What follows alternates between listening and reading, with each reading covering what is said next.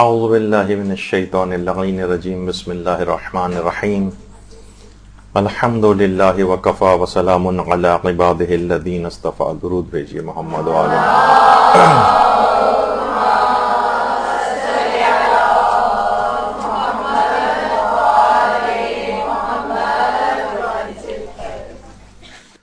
دیکھیے فروع دین میں تو آپ کو پتا ہے کہ تقلید کرنا ہوتی. دین کے ہر شعبے کے اندر تقلید نہیں ہے. کچھ چیزیں ایسی ہیں کہ جس میں تقلید نہیں ہوتی ہے.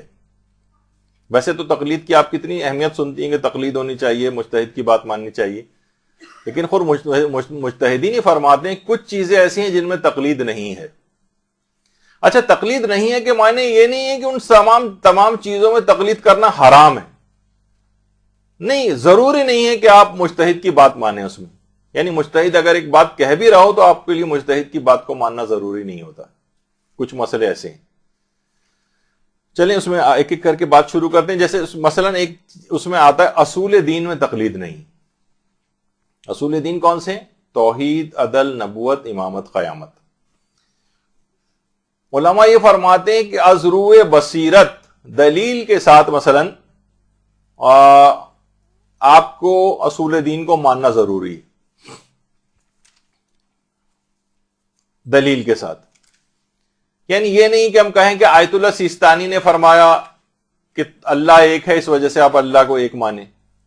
قیامت آئے گی، رہبر معظم نے یہ بات فرمائی ہے، ہم اس وجہ سے اس بات پہ یقین رکھے ہوئے ہیں. نہیں، آپ کے پاس بصیرت سے آپ کو ان چیزوں کے اوپر اعتقاد ہونا چاہیے اور دلیل سے آپ آگاہی کے ساتھ باقاعدہ ان چیزوں کو سمجھیں. دیکھیے اصول اور فروع، اصل کہتے ہیں، یعنی اصول جو ہے اصل سے نکلا، اصل کے معنی جڑ، اور فروع فرع سے نکلا ہے جس کے معنی شاخ. اچھا، اب دیکھیے بہت سے درخت ایسے ہیں جو آپ کو بہت ہرے بھرے نظر آتے ہیں. یہ اس وجہ سے ہرے بھرے نظر آ رہے ہیں کیونکہ ان کی جڑیں مضبوط ہیں. اچھا، ممکن ہے کوئی درخت جو ہے وہ جڑ کی کمزوری کے باوجود کچھ شاخیں آپ کو ہری بھری نظر آئیں، لیکن بہت مختصر مدت کے لیے ایسا ہوگا، اس کے بعد وہ بھی سوکھ جائیں گی. یعنی یہ جو ہرا بھرا جو درخت آپ کو نظر آ رہا ہوتا ہے، یہ اس بات کی نشاندہی ہے کہ اس کی جڑ مضبوط ہے. علامہ علی نقی نقن صاحب جو مشہور تھے، انہوں نے باقاعدہ ایک انٹرنیٹ پہ ان کی بہت اچھی ایک مجلس بھی اس مسئلے کے اوپر ہے. ہم عام طور پہ آپ نے دیکھا ہوگا کہ لوگ یہ نعرہ لگاتے ہیں کہ بھئی یہ فروعات کیا ہیں، تو فروعی مسائل ہیں، نماز، روزہ وغیرہ. اصل تو چیز ہے انسان کا اعتقاد صحیح ہونا چاہیے. یعنی اپنی بے عملی کے لیے کو ثابت کرنے کے لیے اس طرح کی بحثوں کو لے کر آتے ہیں. یعنی کہتے ہیں کہ اصول اور فروع دین کے اندر ایک ہم ایک جھگڑا پیدا کرتے ہیں کہ جناب اصول دین زیادہ اہم ہے، فروع دین تو کوئی ایسی خاص بات نہیں ہے، اور اس پہ عمل نہیں بھی ہو تو کون سا فرق پڑتا ہے، کون سا ہم کوئی کافر ہو جاتے ہیں. یعنی اس کو ایک بے اہم چیز ثابت کرنے کی فکر کرتے ہیں، دونوں میں تقابل کر کے. دیکھیے علماء یہ فرماتے ہیں کہ جڑ جو ہے نا یہ نظر نہیں آتی، شاخیں نظر آ رہی ہوتی ہیں، لیکن وہ شاخیں وابستہ ہوتی ہیں جڑ سے. ان جڑوں ہی کے ذریعے جو شاخیں ہیں نا ان کو مل رہا ہوتا ہے، ساری غذائیں سے مل رہی ہوتی. تو عقائد بھی جو ہیں یہ دل و دماغ کے اندر پھیل رہے ہوتے ہیں آپ کے. ان کا اظہار شاخوں سے ہوتا ہے. یعنی جو شخص جتنا زیادہ عمل اسلام کے اوپر کرتا نظر آئے گا، یہ اس بات کی دلیل اور نشانی ہوگی کہ اس کی جڑ مضبوط ہے. یعنی اگر یہ بے عمل نظر آ رہا ہے، یہ نماز روزہ کا کوئی پابند نہیں ہے، خمس ومس نہیں دیتا ہے، فسق و فجور، گانے، موسیقی، یہ وہ ایک لاپرواہ زندگی گزار رہا ہے، اس کے معنی یہ ہے کہ اس کی اصلاً اس کا اعتقاد ہی مضبوط نہیں، ورنہ اس کے عمل میں کمزوری نظر نہیں آتی. یعنی علماء یہ بات فرماتے ہیں کہ اعمال کی کمزوری عقائد کی کمزوری کی نشاندہی کرتی. دیکھیے اگر شاخیں بھی موجود نہ ہو، دونوں ایک دوسرے کو سپورٹ کرتی ہیں. یعنی اگر صرف اور صرف جڑ موجود ہے، صرف جڑ کسی جگہ آپ کا مثلا لان ہے، کسی جگہ اس طرح کی کوئی چیز ہے، اور اس میں سے کوئی چیز نہ اگتی ہے، نہ کوئی پھل نکلتا ہے، نہ کوئی شاخ اگتی ہے، تو اس جڑ کا کیا کرنا ہے؟ اس کو بھی آپ اکھاڑ کے پھینک دیتی ہیں کہ یہ بیکار یہاں پر ہو رہی ہے اور یہ بدنما بھی لگ رہی ہے. یعنی ایک مکمل درخت جو ہوتا ہے جس میں پھل پھول نکلتے ہیں وہی ہے جس کی جڑیں بھی مضبوط ہوتی ہیں اور جس کی شاخیں پھل پھول وغیرہ بھی اس کے اوپر نکلتے ہیں. یعنی اصول دین بھی اتنا ہی ضروری ہے اور فروع دین بھی اتنا ہی ضروری ہے. ایمان کا درخت اسی وقت نظر آئے گا. ہاں اگر آپ دیکھ رہی ہیں کہ کسی کی شاخیں کمزور ہیں، پزمردہ ہیں، سوکھی ہوئی ہیں، تو آپ سمجھ جائیں گی کہ پھر کیا ہوتا ہے کہ دیکھیے کبھی بھی آپ یہ نہیں کرتی کہ ان شاخوں کو آپ پانی دینے لگیں. نہیں، پانی ہمیشہ جو ہے وہ جڑ میں دیا جاتا ہے. پانی کبھی بھی نہ شاخوں وغیرہ کے اوپر نہیں دیا جاتا، پانی ہمیشہ جڑ میں دیا جاتا ہے. جڑ اگر مضبوط ہوتی ہے تو وہاں سے پھر پانی شاخوں کی طرف خود بخود جاتا ہے. تو فروع دین اگر کسی کمزور ہے، نمازوں میں کوئی شخص ڈنڈی مار رہا ہے یا بے نمازی ہے، روزے نہیں رکھ رہا ہے، خمس نہیں دیتا ہے، نہ اس کو قضا نمازوں کی کوئی فکر ہے، نہ قضا روزوں کی کوئی فکر ہے، نہ کوئی کفاروں کی کوئی فکر ہے، نہ ان کو کوئی انجام دینے کی کوئی فکر ہے، اور اس کے باوجود بھی وہ بڑے بلند و بانگ نعرے مثلا مجالس کے اندر لگا رہا ہے. بعض اوقات جب میں کہیں روایتوں میں پڑھ رہا تھا کہ یقین کی کمی کی وجہ سے نعرے کی قوت میں اضافہ ہوتا ہے. یقین کی کمی کی وجہ سے جتنا یقین کم ہوگا اتنا ہی بعض اوقات نعرے کی قوت بڑھ جاتی ہے. وہ اپنے آپ کو کمپنسیٹ کر رہا ہوتا ہے زوردار نعرہ لگا کر. تو علماء یہ فرماتے ہیں کہ اگر دین کی جڑ ہی اگر کمزور ہے، اس بات کی نشاندہی ہو رہی ہے کہ اس کی جڑ اصلاً کمزور ہے، ورنہ یہ تمام اعمال کو کیوں چھوڑتا. دیکھیے اصول دین کا ہم نے بچپن سے صرف رٹا لگایا ہوا ہوتا ہے. بعض اوقات توحید، عدل، نبوت، امامت، قیامت، یہ اصول دین بچپن سے کیونکہ رٹا دیے گئے. لیکن عقائد اگر اس کے راسخ ہوتے تو یہ اپنے اس کے اعمال کمزور نظر نہ آتے. مثلا اگر یہ امامت کو مان رہا ہوتا، ائمہ معصومین کی امامت کو ماننے کے کیا معنی کہ ان کو ان کی اطاعت کو اپنے اوپر فرض جانے. امامت اور کیا صرف نام کے طور پر امام نہیں ہوتا. بہت سارے سنی افراد یا جو اور غیر شیعہ افراد ہیں جو اور ہیں وہ بھی ان کو کہتے ہیں کہ ہاں امام حسین مثلا، لیکن ان کی اطاعت اس انداز سے فرض اللہ کی طرف سے ان کے اوپر قرار دی گئی ہے. اگر یہ ان کی اطاعت کو فرض مانتا تو کیوں ان کے فرامین کی خلاف ورزی کرتا. یہ مثلا اگر اللہ کو عادل مانتا، اسے معلوم ہے کہ اللہ جو ہے وہ عادل ہے اور وہ گناہوں کی سزا بھی دینے والا ہے، تو پھر یہ بے عمل کیسے رہ پاتا. اگر کسی کو یقین ہوتا کہ روز قیامت میں گناہگاروں کتنا سخت ترین دن ہوگا اور روز قیامت گناہگاروں کو اتنا عذاب دیا جائے گا، اس کے باوجود بھی یہ گناہ کرتا نظر آ رہا ہے، تو اس کے معنی یہ ہے کہ اس کو اس انداز کا اعتقاد قیامت کے اوپر نہیں ہے، ورنہ یقیناً ان سے بچتا.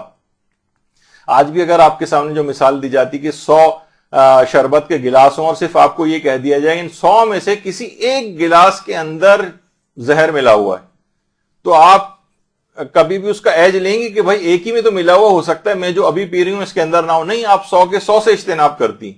آپ کو پتا ہے کہ چولہے کے اندر جو مثلا آگ نکل رہی ہے، یہ آگ جو ہے ہاتھ کو جلا دے گی، آپ کبھی بھی ڈال کے چیک نہیں کرتی چلو آج چیک کر کے دیکھتے ہیں ہو سکتا ہے آج نہ جلائے. کبھی بھی آپ نہیں کرتی کیونکہ آپ کو یقین ہے. آپ کبھی بھی خدا نہ خواستہ کوئی اگر 10ویں فلور پہ رہتا ہے کسی فلیٹ میں، کبھی بھی اپنے آپ کو گرا کر چیک نہیں کرتا وہاں سے، اسے یقین ہے کہ جب اگر میں نے چھلانگ لگائی تو نتیجہ کیا نکلے گا. ہو سکتا ہے ہم آپ کو انٹرنیٹ سے بہت سارے نکال کے 50-100 کیسز دکھا دیں گے 10ویں فلور سے بھی نیچے گرا لیکن تب بھی جان بچ گئی اس کی.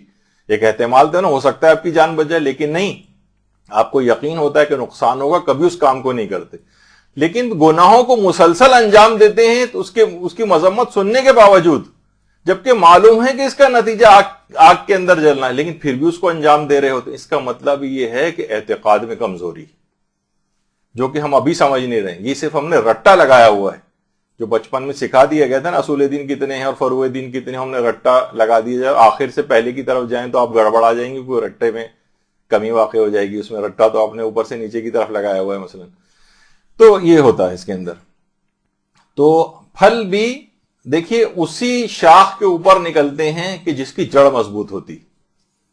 یعنی اعمال صالحہ کا پھل جو اس کے اوپر جو انجام دیا جا رہا ہے اس کا جو نتیجہ ہوگا، یہ پھل بھی ہمیشہ اسی جگہ پر نکلے گا. سوکھی ہوئی ٹہنیوں کے اوپر کبھی بھی پھل نہیں لگتے.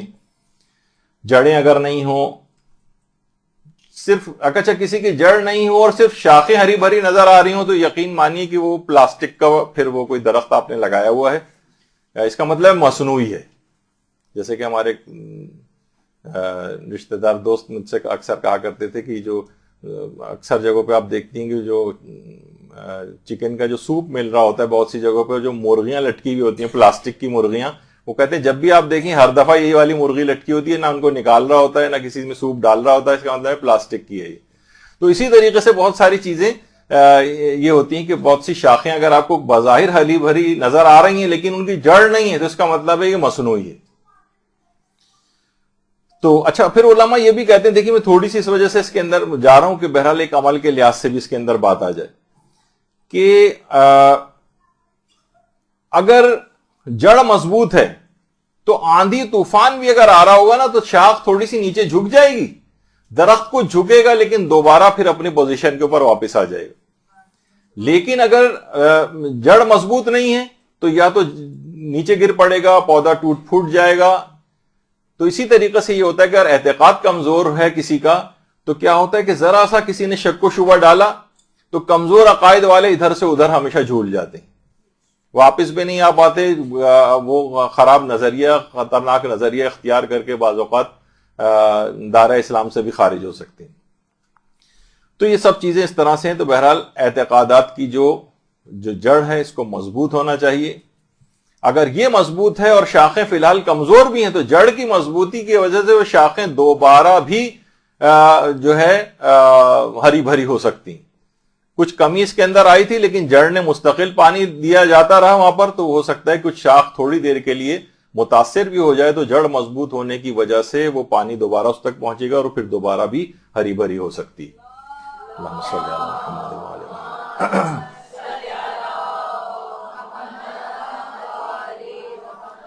تو ہمیشہ عقائد کی مضبوطی ہوگی تو اچھے اعمال سے اس کا اظہار ہوگا، ورنہ اس کا معنی یہ ہوں گے کہ عقائد اس کے مضبوط نہیں ہے، صرف نمائشی طور پر اس نے عقائد کا رٹا لگایا ہوا ہے۔ جب بھی علماء یہ فرماتے ہیں کہ اصول دین میں از روئے بصیرت اعتقاد رکھنا ضروری ہے، کسی کے کہنے پر نہیں رکھنا ہے آپ نے۔ اچھا، اب اس سے یہ بھی مراد نہیں ہے کہ ہم کہیں کہ کیونکہ اصول دین میں تقلید نہیں ہے تو ہم جو چاہیں عقیدہ بنا لیں۔ جیسے کہ آج کل بہت سے ذاکرین حضرات، سارے ذاکرین، اچھا ذاکرین کی بھی مذمت کبھی اس انداز سے نہ ہو کہ سب کو اس میں لپیٹ میں لے لیا جائے، کیونکہ بہت اچھے اچھے ذاکرین بھی ہیں جو دین کی خدمت کر رہے ہیں، البتہ کچھ جو زیادہ منفی شہرت رکھنے لگے ہیں تو وہ گڑبڑ کی طرف نکل جاتے ہیں ان کے معاملات۔ تو وہ یہ کہتے ہیں کہ بھئی اصول دین میں تو دیکھیے تقلید ہے ہی نہیں۔ ہم کہتے ہیں کہ دیکھیے جو آپ نظریہ بیان کر رہے ہیں آیت اللہ سیستانی نے کہا یہ نظریہ غلط ہے، وہ کہتے ہیں جناب اصول دین میں تو تقلید ہی نہیں ہے۔ مثلا ہم کہتے ہیں کہ جناب یہ بالفرض کہ ان کا تو نظریہ ہے، مثلا آیت اللہ سیستانی کا یہ ہے کہ شہادت ثالثہ اس کے اندر نہ پڑھیں، اور اگر جاہل مقصر ہے تو اس کی نماز بھی باطل ہو سکتی ہے۔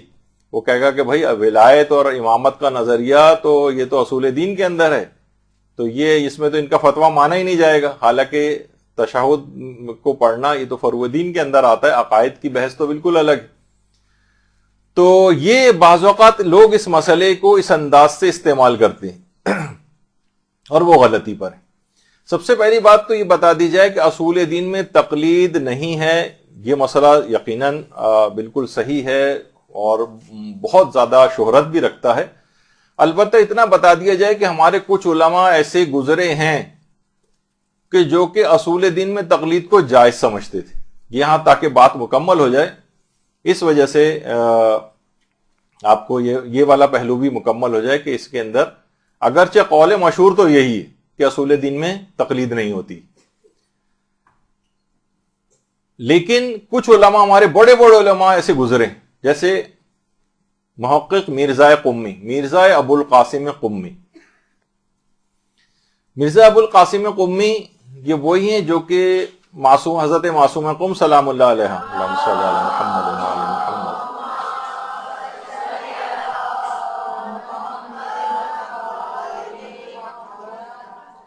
بالکل حرم معصومہ سے متصل جو قبرستان ہے گلزار شیخاں کے نام سے، وہاں پر مرزا قمی کی قبر ہے۔ کہا یہ جاتا ہے کہ جو دیکھیے جو قبرستان ہے، بڑی افسوس کی بات ہے کہ کتنے ہمارے زائرین وہاں جاتے ہیں، معصومہ قم کے روضے کے اوپر بھی جاتے ہیں، لیکن اس قبرستان کے اندر نہیں آتے۔ معصومہ قم کے روضے کے بعد قم میں جو سب سے مقدس جگہ ہے، معصومہ قم کے روضے کے بعد، وہ یہی قبرستان گلزار شیخاں ہے۔ یہاں پر ضرور جانا چاہیے. یہاں پر ہی محقق ابو القاسم قمی کی قبر بھی. انہوں نے باقاعدہ اپنی کتاب قوانین الاصول کے اندر یہ والی بات لکھی ہے کہ یہ مسئلہ مشکل ترین مسئلوں کے اندر سے اتنا آسان نہیں ہے, اور پھر کچھ دلائل دی ہیں کہ اصول دین بھی تقلید سے حاصل کیے جا سکتے ہیں. پھر بہت سارے انہوں نے دلائل دی ہیں, کچھ جو دیگر علماء نے دلائل دی ہیں ان کا رد بھی اس کے اندر کیا ہے, لیکن یہ صرف بتانے کے لیے کہ یہ مسئلہ اس کے بھی علماء قائل رہے ہیں. یا مثلا شیخ نصیر الدین توسی جن کی قبر کاظمین میں ہے, یہ بھی اس کے قائل تھے. انہوں نے باقاعدہ اپنی کتاب قواعد العقائد کے اندر اس بات کا اظہار کیا ہے کہ اصول دین میں تقلید جائز ہے. اچھا, اسی طریقے سے ملا محسن فیض کاشانی جن کی کاشان میں قبر ہے, انہوں نے بھی اپنی کتاب علم الیقین کے اندر, علم الیقین فی اصول الدین, اس کے اندر باقاعدہ انہوں نے اس مسئلے کو بیان کیا ہے اور کہا ہے کہ اصول دین میں بھی تقلید کی جا سکتی ہے. اسی طریقے سے کتنے ہمارے بڑے عالم گزرے, شیخ مرتضی انصاری, انہوں نے الرسائل کے اندر, جو رسائل ہے ان کی کتاب, اور اس کے اندر انہوں نے باقاعدہ اس مسئلے کے ان پہلوؤں کو بیان کیا.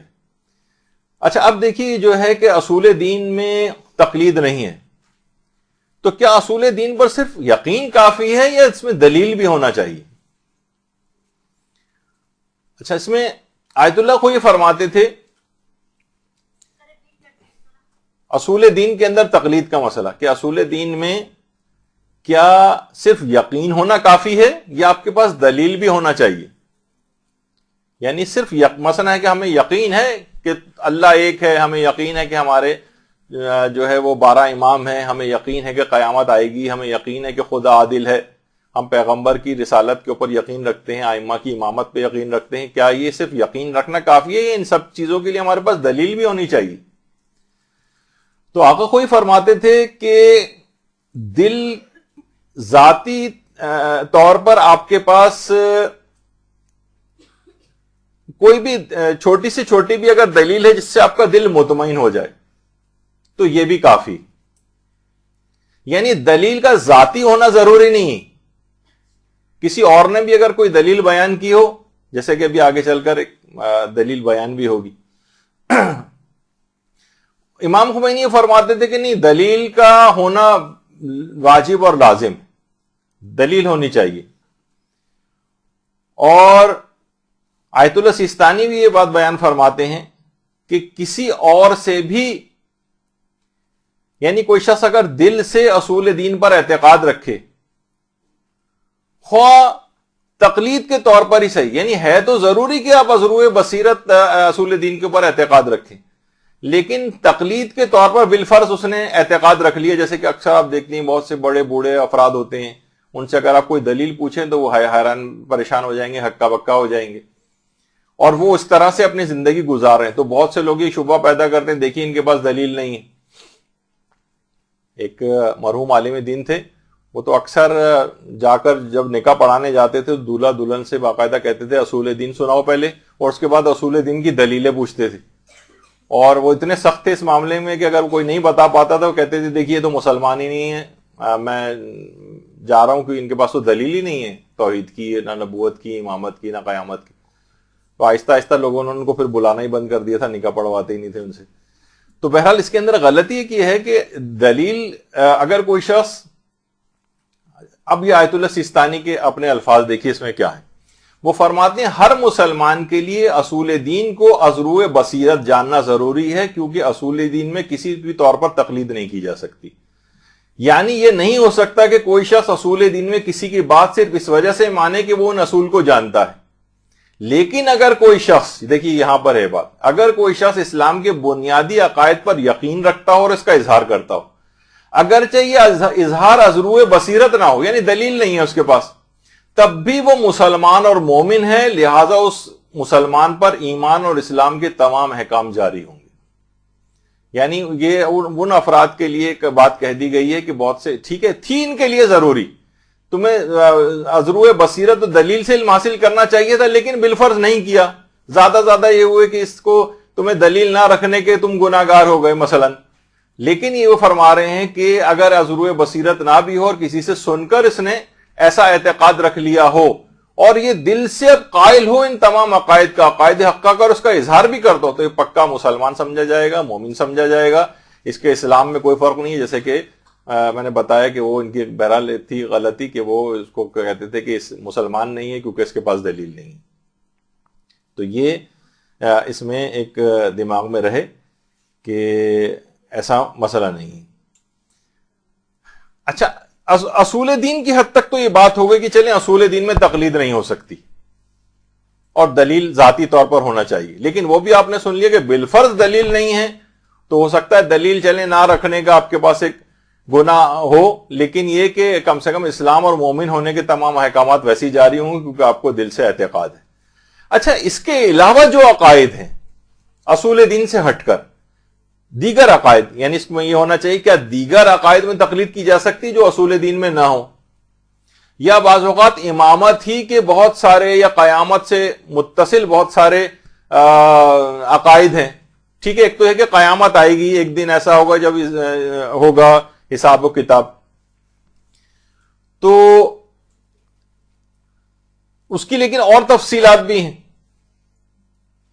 کیا ان میں تقلید ہو سکتی ہے؟ مثلا قیامت جسمانی ہوگی یا روحانی ہوگی؟ معاد جسمانی ایک بڑا معرکۃ العراء ایک مسئلہ ہے.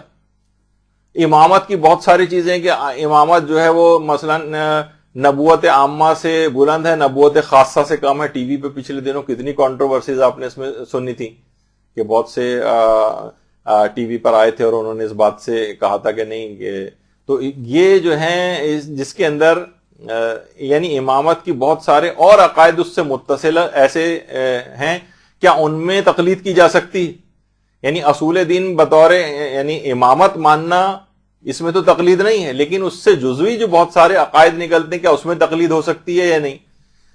تو اب یہ والا کہ مسئلہ اس کے اندر آتا ہے. اچھا، اب یہاں پر علماء یہ بات کہتے ہیں کہ ویسے تو واجب نہیں ہے کہ دیگر عقائد میں آپ تقلید کریں، واجب تو نہیں، لیکن مشورہ سارے علماء یہ دیتے ہیں کہ اس میں علماء متبحرین کی بات مانی جائے. علماء متبحرین یعنی جو باقاعدہ ان علوم کے اندر ڈوبے ہوئے ہیں، جو ہمارے مجتہدین ہیں، ہمارے مراجع کرام ہیں، وہ قرآن و حدیث کے مطابق جو اس سلسلے میں بات کر رہے ہیں. تو آپ یہ نہیں کہہ سکتے بھائی عقائد میں تو تقلید ہوتی نہیں ہے، جیسے کہ عمومی ایک نعرہ ہے وہ اصول دین کے متعلق ہے، اس میں بھی آپ نے ایک گنجائش سن لی. لیکن جو دیگر عقائد ہیں اس میں اگرچہ اس کے اندر بھی تقلید تو نہیں ہے، لیکن یہ کہ وہ اس میں مشورہ یہی ہے کہ علماء متبحرین کی بات مانیں. اور آج کل یہ ٹرینڈ بہت ہو گیا کہ نوجوان ظاہر ہے انٹرنیٹ کے اوپر بیٹھتے ہیں، ادھر ادھر گوگل سے سرچ کیا، اپنے مزاج کے مطابق کچھ دلیلیں مل گئیں، وہ انہوں نے نقل کرنے شروع کر دی کہ ٹھیک ہے آیت اللہ سیستانی یہ کہتے ہوں گے لیکن ہم میں تو دلیل سے یہ بات پتہ چل رہی ہے. وہ بھائی آپ کی نظر اتنی نہیں ہے، آپ کا مطالعہ اتنا نہیں ہے، احادیث کی پرکھ آپ کی اتنی نہیں ہے، آپ لغات کو اس حد تک نہیں جانتے ہیں. کتنے سارے علوم ہیں جو کہ مجتہد جن سے واقف ہوتا ہے اور وہ ایک نظریہ نکال کر دے رہا ہوتا ہے، ایک فتویٰ دے رہا ہوتا ہے کسی عقائد کی بات کے اوپر بھی. آپ کو چاہیے کہ لوگوں کو انہی کی بات مانیں. ہمارے بہت سارے اس طرح کے نوجوان جو ہے وہ انٹرنیٹ اور فیس بک وغیرہ پر آ گئے ہیں جو اپنے ذاتی نظریات محقق بن کر لوگوں کے سامنے پیش کر رہے ہیں، جس میں اکثر مجتہدین کے فتاووں کے خلاف ہوتے ہیں، جو اعتقادات بھی انہوں نے بیان کی اس سے بھی ٹکرا رہے ہوتے ہیں. تو جیسے کہ آیت اللہ سیستانی سے مثلا پوچھا گیا تھا، ویسے خود ایک ذرا کنٹروورشل موضوع ہے، البتہ 99.99% ہی تقریباً علماء جو ہیں وہ مثلا فلسفے وغیرہ کے اعتبار سے، اور جو ابن عربی محی الدین ابن عربی جو کہ شیعہ نہیں تھا، ایک غیر شیعہ شخص تھا، اس نے کچھ عقائد اور توحید اور اس کے متعلق کچھ ایسی بات کہی کہ لوگ اس کے گمراہ ہونے کے قائل ہیں تقریباً. تو ان سے پوچھا گیا کہ جو صاحب فصوص جنہیں کہا جاتا ہے کہ آیت اللہ سیستانی سے کہ ان کی کتابیں وغیرہ پڑھنا، اور تو اس میں انہوں نے یہی بات کہی کہ علماء متبحرین کی بات مانیں، یعنی ایک لحاظ سے، اور کہا کہ ہم جو ان کے عقائد ہیں جو اس طرح کی کتابوں میں ہوتے ہیں ہم ان کی تائید نہیں کرتے. تو یہاں پہ بھی آیت اللہ سیستانی کو اگر دیکھا جائے تو عقائد کے لحاظ سے اگر کوئی بات کی جائے، یہاں تو خیر فلسفے کی بھی بات ہے، اور لیکن عمومی طور پر بھی اگر عقائد کی بات تو ان کی طرف سے یہی جواب آتا ہے کہ اس میں علماء جو بہت زیادہ ہمارے علماء اور مجتہدین جو ان علوم میں ڈوبے ہیں، جو قرآن و احادیث سے جو فتاوے عام طور پر دیتے ہیں اور نظریات بیان کرتے ہیں، ان کی بات مانی جائے۔ اچھا، آیت اللہ حافظ بشیر نجفی سے بہت واضح طور پر یہ سوال پوچھا گیا، اور اس جواب سے آپ کو بہت حد تک اندازہ ہو جائے گا سب دیگر مجتہدین کا نظریہ بھی یہی ہے۔ سوال یہ پوچھا گیا ہے، اب ذرا غور سے دیکھیے گا، اعتقادات شرعیہ کو انسان کس طرح سے حاصل کرے جبکہ ان میں تقلید جائز نہیں؟ یہ ان کی کتاب جو مختصر الاحکام ہے اس میں صفحہ 155 اور 56 کے اوپر ہے۔ جبکہ تقلید جائز نہیں ہے عقائد میں، تو عقائد انسان کہاں سے حاصل کرے؟ کیونکہ جس طرح سے فروع دین میں روایات کے اختلاف کی وجہ سے ہم تقلید کے محتاج ہیں، بعض اعتقادات میں مختلف روایتیں ہوتی ہیں، تو ہم کیوں کر صحیح روایت کو جدا کریں؟ یعنی صحیح نظریہ ہم کیسے نکالیں عقائد کا؟ عقائد کی جو روایات ہیں اس میں بھی بہت تضاد ہے مثلا۔ تو انہوں نے جواب دیا کہ عقائد کی دو قسمیں ہیں جن کے متعلق ہر انسان پر واجب ہے کہ ان کو دلیل سے حاصل کرے، اور وہ خدا کے وجود کا، اس کی وحدانیت کا، اس کے عالم و قادر ہونے کا، اس کے زندہ ہونے کا، قدیم ہونے کا، رسول اللہ کی نبوت کا، 12 اماموں کی امامت کا اعتقاد، اور خدا کے عادل ہونے کا اور قیامت کا اعتقاد۔ یہ چیزیں وہ ہیں جن میں روایات مختلف نہیں، یعنی ایسا نہیں کچھ روایت میں یہ آ رہا ہو کہ نہیں قیامت نہیں آئے گی، اور کچھ میں آیا کہ آئے گی، کچھ روایات میں ہے کہ 12 امام نہیں ہیں بلکہ 11 امام ہیں، نہیں، ایسا تو کچھ نہیں۔ یعنی ان عقائد جو اصول دین ہیں ان میں کوئی روایات کا اختلاف نہیں، اور ہر عقل مند شخص اپنی حیثیت کے مطابق ان کی دلیل پتہ کر سکتا ہے۔ ضروری نہیں ہے کہ دلیل کو علمی مخصوص اصطلاحات سے کسی مخصوص عربی زبان وغیرہ میں جیسے حاصل کرے۔ اب مثال دی، مثال کے طور پر ایک ان پڑھ بڑھیا سے جب پوچھا گیا کہ خدا کے وجود پر کیا دلیل ہے، تو اس نے عرض کی کہ میرا چرخہ کسی کے چلانے کے بغیر نہیں چلتا ہے، تو یہ ساری کائنات کسی مدبر حاکم کے بغیر کیسے چل سکتی ہے؟ یہ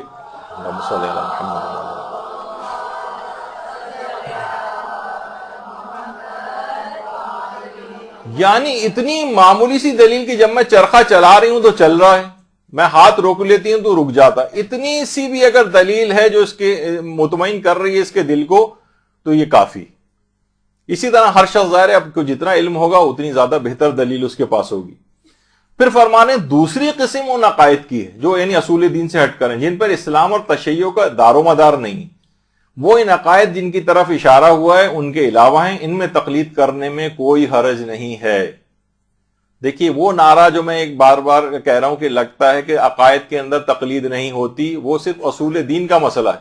جو اس سے ہٹ کر ہیں ان میں تقلید کرنے میں کوئی حرج نہیں۔ جو بہت سارے اور دقیق ایسے مباحث ہیں ان میں ان کو اب تقلیداً بھی مان سکتی ہیں۔ اور روایت کا اختلاف بھی اس دوسری قسم کے عقائد ہی کے اندر ہے، پہلی قسم کے عقائد میں نہیں ہے جس میں توحید، عدل، نبوت، امامت، قیامت آتی ہے۔ دوسری قسم کی جس میں یعنی واجب نہیں ہے اس کے اوپر اعتقاد رکھنا، بھی آگے چل کر بھی خیر اس کی مثالیں آئیں گی۔ اور یہی وجہ ہے کہ دیکھیے جو علماء ہیں یہ صرف اور صرف احکامات دین ہی کے صرف ایسا نہیں کہ اسی کے رسپانسبل ہیں آپ کے، بلکہ باقاعدہ آیت اللہ حسینیہ شاہرودی جو ان کی ویب سائٹ کے اوپر جا کر بھی آپ دیکھیں تو انہوں نے جواب میں پورا مسئلہ نہیں پڑھ رہا، صرف ایک شروع کا صرف جملہ، بے شک فقہا لوگوں کے عقائد کے بھی امین ہیں، یعنی لوگوں کو صحیح عقائد رکھنے کے لیے بھی یہی رہنمائی کرتے ہیں کہ صحیح عقیدہ یہ۔ اور میں اس لحاظ سے بار بار ان افراد کی مذمت کر رہا ہوں جو کہ ان کے مقابلے میں اپنا کوئی اور نظریہ لے کر آتے ہیں کہ ٹھیک ہے دیکھیے عقائد میں تقلید نہیں ہوتی نا، ہمیں دلیل سے یہ والی بات صحیح لگ رہی ہے، اور وہ پتہ چلا وہ تمام ہمارے علماء اور علماء شیعہ کے نظریات کے خلاف ہے، اور وہ کہتے ہیں کیونکہ عقائد میں تقلید نہیں ہے تو میں کوئی سا بھی نظریہ بنا سکتا ہوں۔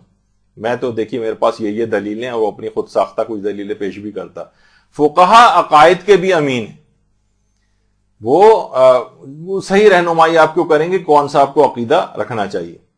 اس کے علاوہ آیت اللہ شیخ جواد تبریزی کا میں پورا فتویٰ نہیں پڑھتا، بہرحال خلاصہ یہی ہے کہ علماء متبحرین کی بات اس سلسلے میں مانی جائے دیگر عقائد کے سلسلے میں۔ اسی طریقے سے مثلا آیت اللہ خوئی سے بھی پوچھا گیا، آیت اللہ خوئی نے بھی یہی اس کا جواب دیا کہ بہرحال اگر اس کو اگر اعتقاد اور یقین ہے ان عقائد کا تو یہ بھی جائز ہے، چاہے وہ تقلید کے طور پر ہی ان عقائد کو کیوں نہ مان رہا ہوں۔ اچھا، اب پچھلی دفعہ ایک بات آئی تھی وہ تھوڑی سی اور بات کر دوں کہ دیکھیے عقائد کے بھی جو ہے نا بحثیں وہ بعض اوقات کتب استدلالی فقہ کے اندر موجود ہوتی ہیں، یعنی جو استدلال جو مجتہدین فتوے ثابت کرنے کے لیے جو دلیلیں دیتا ہے. عمل کے لیے جو فتوے ہیں وہ الگ جگہ پہ ہوتے ہیں, اس کو رسالہ عملیہ کہتے ہیں. بعض اوقات عقائد کے فتاوے بھی اس کے اندر آ جاتے ہیں. تو آیت اللہ خوئی سے بھی جو ہے یہی والی چیز پوچھی گئی کہ مثلا آپ کی استدلالی کتب کے اندر جیسے التنقی جو ہے, اس جو کتاب ہے, اس کے اندر جو بات لکھی ہوئی ہے تو وہ آپ کی عربی اور فارسی رسالہ عملیہ میں نہیں ہے, تو کیا اس کو فتوے کے طور پہ لیا جا سکتا ہے؟ تو انہوں نے یہی کہا کہ جو وظیفہ شرعی ہے وہ یہ ہے کہ انسان رسالہ عملیہ پر عمل کرے, نہ کہ میری تقریروں پہ مشتمل دروس پر. جو انہوں نے درس دیے ہیں یا دروس خارج دیے ہیں یا استدلالی کتب فقہ لکھی ہیں, اس کے اوپر وہ عمل کے لیے نہیں ہے. بعض اوقات لوگ اس کی بحثیں لے کے آتے ہیں, دیکھیے آیت اللہ خوئی نے یہ بحث فلاں عقیدے کے اوپر اس میں کی ہے, اور وہاں سے ایک ٹکڑا نکال کر آپ کو پیش کر دیتے ہیں, جبکہ بعض اوقات وہ انہوں نے کہا کہ نہیں یہ عمل کے لیے نہیں ہے. میں پچھلی دفعہ بھی یہ بات آپ کے سامنے پیش کی تھی کہ وہ عمل کے لیے نہیں ہوتی, وہ ایک الگ علمی بحث ہوتی ہے, اس میں سے کوئی ٹکڑا نہیں نکالنا چاہیے. رسالہ عملیہ کے اندر دیکھنا چاہیے کہ وہ کیا کہہ رہے ہیں. بہرحال اس طرح سے آیت اللہ خوئی اور خود یہ آیت اللہ سیستانی بھی الفوائد الفقہیہ جو ان کی فتاوی کے اوپر مشتمل ہے, اس کے اندر آیت اللہ سیستانی نے بھی یہی کہا ہے کہ ان سے پوچھا گیا کہ مجتہد عالم کی جو استدلالی کتب فقہ یا تقریرات ہوتی ہیں ان کی بحثوں پر بھروسہ کر سکتے ہیں نہیں, جبکہ فتووں کی کتابوں میں اس کا تذکرہ نہیں ہوتا. تو انہوں نے یہی بات اس سلسلے میں بیان کی ہے اور کہا کہ بہرحال ان کتابوں پر عمل کو مشکل قرار دیا. خیر چلیں, یہ تو ایک الگ بات تھی. اور اسی کے اندر وہ والی بات جو پچھلی دفعہ کسی نے حیران بھی ہوئے تھے کچھ خواتین کے, بہرحال کے آیت اللہ خوئی سے یہ بات جو ان کی آیت اللہ خوئی کا جو ادارہ ہے ان سے بھی یہ بات پوچھی گئی کہ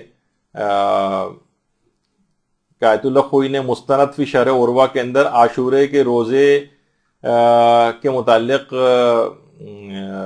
یعنی ایسا لگ رہا ہے ہمیں کہ اس کی کراہیت ثابت نہیں ہے, اور اقوا یہ ہے کہ عاشورے کے روزے کو مستحب قرار دیا جائے کہ صاحب جواہر نے لکھا ہے. لیکن توضیح المسائل میں ہم دیکھتے ہیں تو اس میں انہوں نے جو ہے اس کو مکروہ روزے کے اندر جو ہے وہ قرار دیا ہوا ہے. تو کون سی بات اس سلسلے میں مانی جائے؟ تو جواب وہاں سے یہ ہے کہ کتب استدلالی کا کوئی اعتبار نہیں, یعنی اس پر آپ اعتبار نہیں کریں گے بلکہ رسالہ عملیہ کے اوپر صرف عمل کریں گے. خیر, تو یہ تو اس میں بیچ میں ایسی بات آ گئی ہے, جلدی جلدی اس سے میں آگے بڑھوں. تو بہرحال وہی والی بات آ گئی کہ بہرحال ازروع بصیرت جاننا ضروری ہے, اور عقائد میں تقلید نہیں ہو سکتی, لیکن پھر بھی کوئی اگر عقائد میں تقلید کے طور پر مان لے تو اسلام اور مسلمان ہونے کے احکام اس کے اوپر جاری کیے جائیں گے. یہ آیت اللہ سیستانی کا نظریہ. تو پہلا ایک ہو گیا کہ اصول دین میں تقلید نہیں ہوتی. دوسری چیز جس کے اندر تقلید نہیں ہوتی وہ ضروریات دین ہے. ضروریات دین میں بھی تقلید نہیں ہے. اچھا, اب ضروریات دین دیکھیے, جیسے نماز واجب ہے, نماز کے اوپر اعتقاد رکھنا ہے ضروریات دین کا مسئلہ. کوئی کہے کہ نہیں نماز نام کی اسلام میں کوئی چیز ہی نہیں ہے, تو وہ بہت بڑی گمراہی میں. روزہ رکھنا واجب ہے رمضان کا, پردہ کرنا واجب ہے, یعنی ضروریات جس طرح اصول دین کا انکار انسان کو کافر بناتا ہے, کچھ شرائط ہیں اس کی, اسی طرح سے ضروریات دین کا انکار بھی انسان کو کافر بناتا ہے. دیکھیے کوئی عورت مثلا پردہ نہیں کرتی, وہ کہتی ٹھیک ہے میں پردہ نہیں کرتی, ٹھیک ہے اسلام میں پردے کا حکم ہے لیکن میں پردہ نہیں کرتی, یہ گناہ گار ہے, کافر نہیں. لیکن اگر یہ کہے کہ میں پردہ نہیں کرتی, اگر یہ پردہ نہ کرنا کا ایسا انکار کرے جس سے انکار رسالت لازم آئے, مثلا اسے کہا جائے کہ بھئی آپ پردہ کیوں نہیں کرتی, حجاب کیوں نہیں کرتی, وہ کہتی کہ میں بس حجاب نہیں کرتی, میں اس کو نہیں مانتی اس اسلام کے حکم کو. آپ کہیں کہ بھئی رسول اللہ نے یہ فرمایا, وہ کہتی کہ پھر میں رسول اللہ کو بھی نہیں مانتی. اس سے انکار رسالت لازم ہے, اب یہ کافر ہو جائے گی. یعنی ضروریات دین کا یا اصول دین کا ایسا انکار کرنا کہ جس سے انکار رسالت لازم آئے, اس سے انسان کافر ہوتا ہے. اگر انکار رسالت لازم نہیں آ رہا, وہ ویسے ہی انکار کر رہی کہ بھئی میں نہیں مانتی, میرے حلق سے مسئلہ نہیں اترتا, ٹھیک ہے اسلام کے اندر ہوگا، میں اس پہ عمل نہیں کرنا چاہتی، بہت بڑی گناہ گار ہوگی لیکن کافرہ نہیں ہوگی.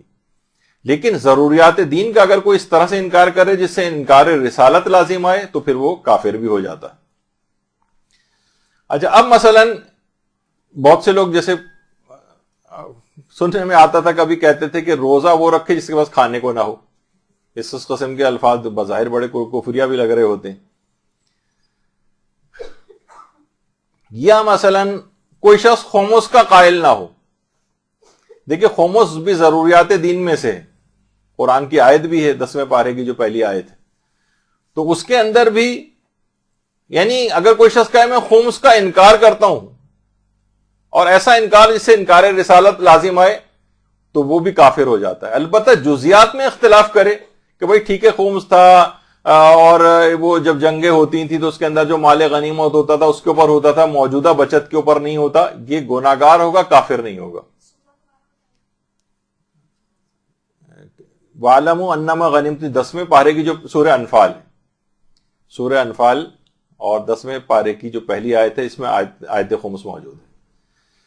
تو اب کیا ہے خمس کا انکار، جیسے آیت اللہ محقق کابلی سے بھی پوچھا گیا تو انہوں نے کہا کہ خمس ضروریات دین میں سے، یہ صرف ضروریات مذہب شیعہ کا مسئلہ نہیں ہے، ابھی ایک مسئلہ بھی اور بھی آئے گا، ایک چیز ضروریات مذہب بھی ہوتی، ضروریات دین جس پہ تمام عالم اسلام کے سب فرقے متفق ہوں، اسے وہ ضروریات دین میں ہوتی. اور اس میں یہ کہہ رہے ہیں کہ یہ صرف خمس شیعوں کا مسئلہ نہیں ہے، یہ ضروریات دین کا مسئلہ ہے. چاہے وہ ٹھیک ہے اس کی تفصیلات میں اختلاف ہو سکتا ہے، کوئی کہے کہ اس پہ خمس نہیں ہے، اس پر ہے، مال غنیمت پر ہوتا ہے، بچت پہ نہیں ہوتا، اس میں بحث ہو سکتی، اس سے کافر نہیں ہوگا. اصلاً خمس کا انکار کر دے تو پھر کافر ہوتا ہے بشرط اس سے بھی انکار رسالت لازم آئے. یا مثلا ختم نبوت جو ہے یہ ضروریات دین کا مسئلہ ہے. قادیانی جو کافر صاحب کو قرار دیا گیا اور اس پہ اجماع بھی جو ہے وہ مسلمانوں کا ہے، تو انہوں نے ختم نبوت کا انکار کیا اور یہ ضروریات دین کا مسئلہ ہے. اچھا، پھر ایک چیز ہوتی ہے جس کو کہتے ہیں ضروریات مذہب، ضروریات دین جس میں تمام مسلمان متفق ہوتے ہیں. ایک ہوتی ہے ضروریات مذہب یعنی جس پر سب شیعہ متفق ہیں، اور اگر کوئی اس کا انکار کرتا ہے تو یہ شیعت سے خارج ہو جاتا ہے، اسے ہم کہیں گے غیر شیعہ ہو گیا ہے. ضروریات دین کا انکار کرے گا تو اسلام سے خارج ہو جائے گا، کو کافر ہونے کے احکام اس کے اوپر آ جائیں گے. لیکن ضروریات مذہب کا انکار کرے گا تو غیر شیعہ ہو جائے گا، اگرچہ مسلمان ہونے کا حکم لگایا جائے گا، اس کے ساتھ نکاح بھی جائز ہوگا، میراث بھی اس کو ملے گی، نکاح بھی اس کے ساتھ مثلا ہو سکتا ہے، لیکن وہ شیعت سے خارج ہوگا. مثلا جیسے کہ امامت، 12 اماموں کا ماننا یہ ضروریات مذہب شیعہ کا مسئلہ ہے، یعنی اگر کوئی ان میں سے ایک امام کو بھی نہ مانے تو وہ شیعت سے خارج ہو جائے گا. ہم اسے نہیں کہیں گے کہ شیعہ ہے. مثلا جس طریقے سے آغا خانی اور بہری، ہم یہ نہیں کہہ سکتے کہ 6 اماموں تک تو مانتے ہیں اور اس کو اپنے نہیں، یہ شیعت سے خارج ہے. 6 اماموں کا ماننا، ایک امام کو بھی نہ اگر کوئی نہ مانے تو وہ اس کو شیعت سے خارج سمجھا جاتا ہے. جیسے آیت اللہ احمد زنجانی جب آئے تھے تو ایک زمانے میں علامہ اقبال سے ان کی ملاقات ہوئی تھی. علامہ اقبال سے ملاقات میں انہوں نے کہا، علامہ اقبال نے ان سے کہا آیت اللہ احمد زنجانی سے کہ امامت کا تو مسئلہ مجھے سمجھ میں آتا ہے لیکن یہ 12ویں امام کا مسئلہ مجھے یعنی ہضم نہیں ہوتا. یعنی آخری امام ظاہر ہے غیبت میں شکوک و شبہات کا شکار ہیں. تو آیت اللہ احمد زنجانی نے مسکراتے ہوئے ان سے کہا تھا کہ اگر آپ 11 کی امامت کے قائل ہو جائیں تو ہم 12ویں پر اصرار نہیں کریں گے. یعنی مقصد یہ تھا کہ ان 11 کو ماننے کا نتیجہ یہ ہوگا کہ آپ 11 تک آئیں گے تو سب کے سب 12ویں کو تو کہہ ہی رہے ہیں، خود بخود لازمہ یہ ہوگا کہ آپ کو 12ویں کو ماننا پڑے گا. تو بہرحال اگر کوئی ایک کو بھی نہ مانے تو وہ شیعت سے خارج ہو جائے گا. شیعت سے خارج، ہم یہ نہیں کہہ سکتے وہ 6 5 4 یہ اس طرح سے اتنا تو مان نہیں رہا ہے. جیسے بہت سے لوگ جو زیدیہ فرقہ یمن وغیرہ اس کو شیعت کے اندر شمار کرتے ہیں، نہیں، وہ شیعت سے خارج ہیں. اور خیر ان کے عقائد اور وہ بہت سی چیزیں الگ ہیں. وہ مظلوم ہونا ایک الگ چیز ہے، وہ تو اگر کوئی کافر بھی اگر مظلوم ہے تو اس کی حمایت کی جائے گی، کیونکہ مظلوم ہونے میں کافر اور مسلمان نہیں دیکھا جاتا. لیکن بہرحال جہاں عقائد کی بات آئے گی تو وہ عقائد میں ہم سے جدا ہیں. اچھا، اب اس کے بعد ایک اور چیز آتی ہے جیسے کہ رجت ہے. اگرچہ اس پہ بھی علماء کا اختلاف ہے کہ اسے ضروریات مذہب شیعہ میں قرار دیا جائے یا نہیں دیا جائے. مثلا رجت ہے امام زمانہ علیہ السلام کے بعد. اللہم صلی علی محمد وعلی محمد.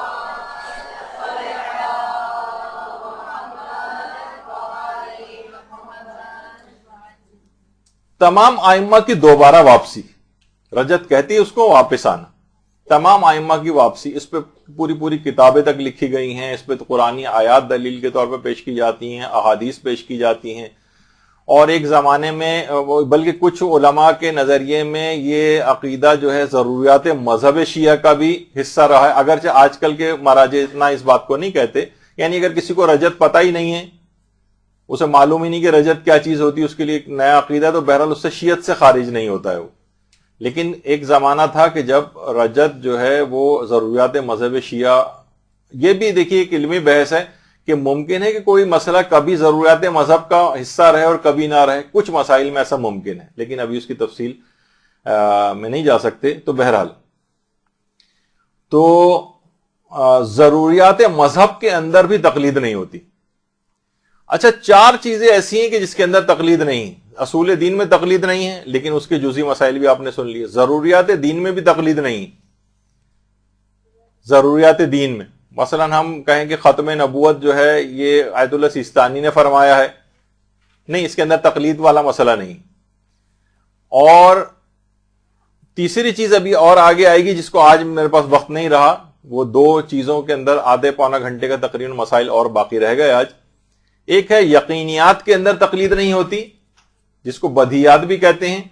اور موضوعات خارجی میں تقلید نہیں ہوتی، جس کی بہت عمومی زندگی کی بہت ساری مثالیں میں آج مجھے آپ کو دینی تھی، اور بڑی دلچسپ مثالیں تھیں کہ عام زندگی میں جو ہم اکثر مجتہد بھی کبھی کوئی بات ایسی کہہ دیتا ہے کہ فلاں چیز جائز ہے یا جائز نہیں، اس کی عمومی زندگی کچھ ایسی مثالیں جس میں تقلید نہیں ہے لیکن مجتہد کی طرف سے مثلا فتویٰ آ جاتا ہے تو ہمیں اس کو بھی ماننا ہے یا نہیں ماننا، جبکہ اس کے اندر تقلید نہیں ہوتی. لیکن یہ ابھی آپ کو سمجھ میں نہیں آئے گا انشاءاللہ اگلی دفعہ کے اندر. تو کچھ 4 چیزیں ایسی ہیں جس کے اندر تقلید نہیں ہوتی ہے: اصول دین میں، ضروریات دین میں، یقینیات اور بدیہیات میں، اور موضوعات خارجی میں. اور بغیر کسی تمہید میں جائے گفتگو براہ راست وہاں سے متصل کر دیتے ہیں کہ 4 چیزیں بتائی گئی تھیں کہ 4 چیزوں میں تقلید نہیں ہے. ان میں ایک چیز تو یہ ہے اصول دین. اصول دین میں کوئی تقلید نہیں ہے. دوسری چیز بتائی گئی تھی ضروریات دین، اس میں بھی تقلید نہیں ہوتی ہے، اور اس کی مثالیں بھی آ گئی تھیں. اور تیسری چیز ہے یقینیات یا بدیہیات جس کو کہتے ہیں، بہت ہی واضح چیزیں، اتنی کہ یقینی اور واضح ہیں کہ اس میں کسی تقلید کی کوئی ضرورت نہیں. مثلا دن میں 5 نمازیں واجب ہیں: فجر، ظہر، عصر، مغرب، عشاء. اب ہم تقلید کے اعتبار سے نہیں مانتے کہ آیت اللہ سیستانی نے کہا ہے کہ مثلا نماز فجر کی نام کی ایک نماز ہوتی ہے، نماز ظہر اور عصر. تقلید سے ہمیں پتہ نہیں چلا ہے. ایک یقینی، ایک بدیہی بالکل چیز ہے، اس کے اندر بھی تقلید نہیں ہے. اسی طرح سے ان نماز پنجگانہ میں کتنی رکعات ہیں، اس میں کوئی اختلاف نہیں ہے، بالکل یقینی چیز ہے، بدیہی چیز ہے کہ فجر کی 2، ظہر کی 4، عصر کی 4، مغرب کی 3 اور عشاء کی 4 رکعات ہوتی.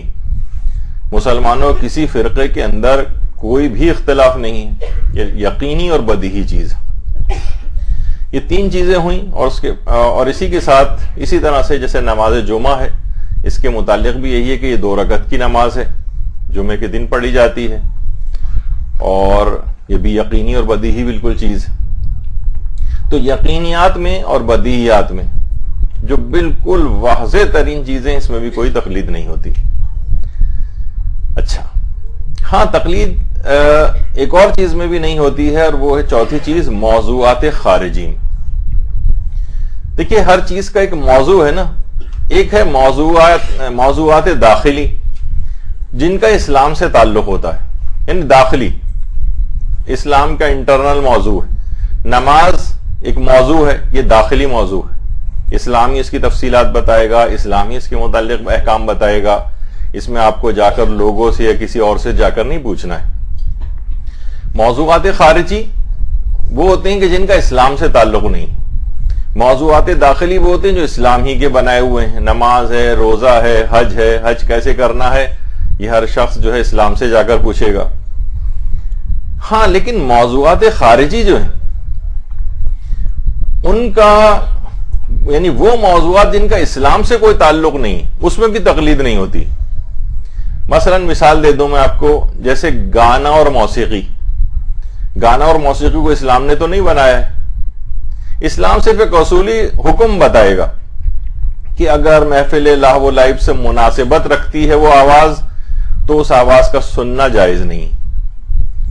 اب محفل لہو و لعب سے اب اکثر لوگ کیا کرتے ہیں آج کل کہ وہ مجتہدین کے پاس بھی بھجوا دیتے ہیں, علماء کے پاس واٹس ایپ کلپ بھجواتے ہیں کہ ذرا یہ سن کر بتائیے کہ یہ جو گانا ہے یہ جائز ہے, یہ جائز نہیں. اب وہ عالم یا جو مجتہد ہے پہلے وہ پورا گانا سنے پھر ان کو حکم بتائے. نہیں, اصلا یہ کوئی عالم بھی نہیں بتا سکتا ہے اور نہ ہی یہ کوئی مجتہد اس کے اندر دخل دیتا ہے. جب بھی آپ دیکھتے ہیں کہ لوگ کتنے ہی انداز سے سوال پوچھ لیں گانے اور موسیقی کا, جواب وہ ایک ہی اصولی طور پر جو ہوتا ہے وہی دیا جاتا ہے وہاں سے, کہ اگر یہ موسیقی یا یہ گانا محفل لہو و لعب یعنی جو گانے بجانے کی اور برائی کی جو محفلیں ہیں وہاں سے مناسبت رکھتی ہے تو حرام ہے. اب مناسبت رکھتی ہے نہیں رکھتی آپ خود تحقیق کریں. مجتہد جا کے ہر محفل کو چیک نہیں کرے گا کہ مجتہد خود جا کر شریک ہو, سنے, دیکھے, پھر آپ کو ایک حکم بتائے, اور یہ ممکن بھی نہیں ہے. لاکھوں تقاریب ہو رہی ہیں, لاکھوں محفلیں ہو رہی ہیں, تو یہ ہر شخص خود تحقیق کرے, اس میں تقلید نہیں ہوتی. تو اکثر لوگ جو بھی اس قسم کے سوالات پوچھتے ہیں, آپ استفتاءات کے سیکشن میں جائیں, گانے اور موسیقی وغیرہ کے آیت اللہ سیستانی کے تقریباً ہر سوال کا جواب ایک ہی ملے گا آپ کو. اصلاً کوئی وہ چیز ہو نہیں سکتی, ممکن نہیں ہے کہ مجتہد جو اس کے اوپر جو ہے وہ اپنی ایک رائے دے, کہ وہ اگر بالفرض کہہ بھی دے کہ محفل لہو و لعب سے مناسبت رکھتی ہے اور آپ کی تحقیق یہ کہ نہیں اس کا کوئی تعلق محفل لہو و لعب سے نہیں. مثلا یہ تو ایک ملی ایک جو گانا ہے, یعنی ابھی میں موسیقی وغیرہ کی بات نہیں کر رہا جو حلق سے آواز نکالی جا رہی ہے, یہ تو مثلا قومی ترانہ ہے. قومی ترانے کو اگر کوئی اچھی آواز سے بھی پڑھے تو لوگ یہ نہیں کہیں گے کہ یہ گانا ہے, اور نہ وہ محفل لہو و لعب سے مناسبت رکھتا ہے. تو یہ ہر شخص خود تحقیق کرے, یعنی موضوعات خارجی کے اندر تقلید نہیں ہوتی ہے. یہ ایک انتہائی اہم چیز ہے.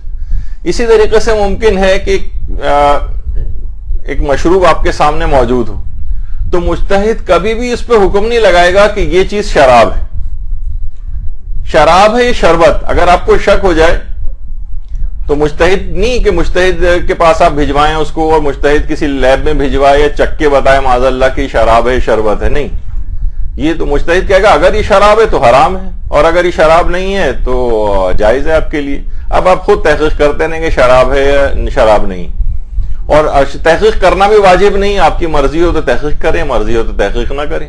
احتیاط کرنا چاہے تو احتیاط کر لیں, لیکن جیسے ہی یقین پیدا ہو گیا کہ شراب ہے ویسے اس سے اجتناب لازم ہو جائے گا.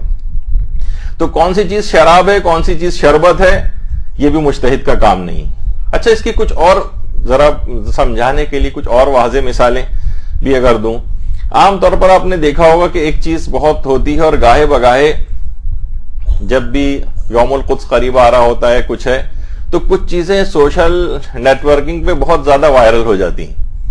مثلا یہ کہ کون سی کمپنیاں ایسی ہیں کہ جن کا منافع اسرائیل کو جاتا ہے, تو اسرائیل اچھا پھر اس میں نا بہت ساری پروڈکٹس کی لسٹ آتی ہے, ان پہ کراس بنا ہوا ہوتا ہے, یہ کمپنی وہ کمپنی وہ کمپنی, اور عام طور پہ بہت ساری کمپنیاں ایسی ہیں جو خود پاکستان کے اندر بھی کام کر رہی ہیں. تو اب لوگ مجتہدین کے نام سے ایک چیز شائع کرتے ہیں کہ آیت اللہ سیستانی نے یا رہبر معظم نے ان کمپنیوں کو حرام قرار دیا, جبکہ نام لے کر ان میں سے کسی بھی مجتہد نے آج تک نام لے کر اصولی مسئلہ بیان کرتے ہیں. اصولی مسئلہ کیا ہے کہ وہ کمپنیاں کہ جن کا پروفٹ جو ہے وہ صہیونیوں کو جاتا ہو, صہیونی حکومت کو جاتا ہو, جو میڈ ان اسرائیل پروڈکٹس ہیں ان کی خرید و فروخت جائز نہیں, کہ جن کا منافع اسرائیل کو جاتا ہے. اب آپ نے اچھا اس کے اندر میں آپ کو اور بتا دوں, کچھ لوگوں نے ذاتی طور پر کوئی تحقیق کی بھی ہوتی ہے, تو ہر شخص کو وہ تحقیق بتانا واجب نہیں. خود سے تحقیق کرنا بھی واجب نہیں کہ ہم ہر پروڈکٹ پہ جائیں پھر دیکھیں کون سی وہ ہے، پھر اس کا انٹرنیٹ پہ جا کر سرچ کریں، اس کا تعلق اسرائیل کے ساتھ کوئی جوڑ جاڑ کے کوئی نتیجہ نکالیں اور پھر اپنی تحقیق کو پوری دنیا میں نشر کریں۔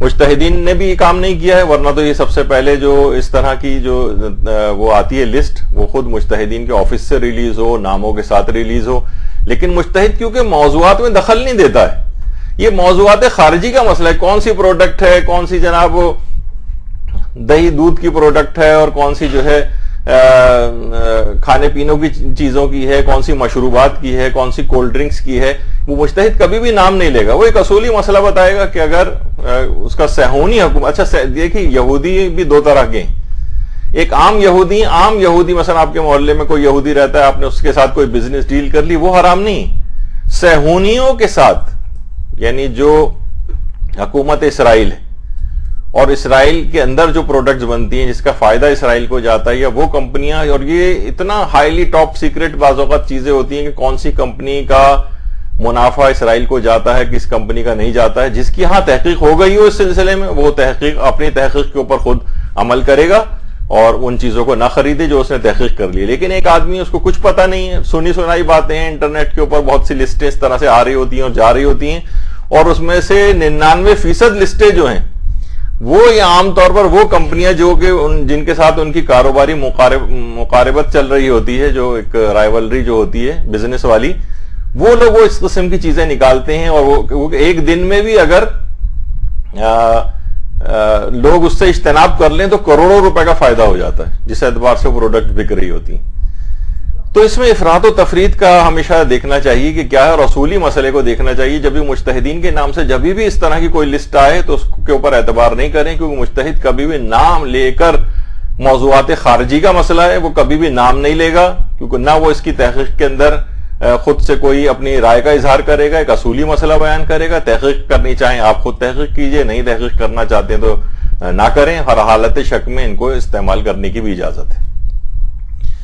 تو یہ تمام چیزیں ایسی ہیں کہ اگر مجتہد بالفرض کبھی نام لے بھی دے تو اس کی بات کو فقط ایک عادل کی بات سمجھا جائے گا۔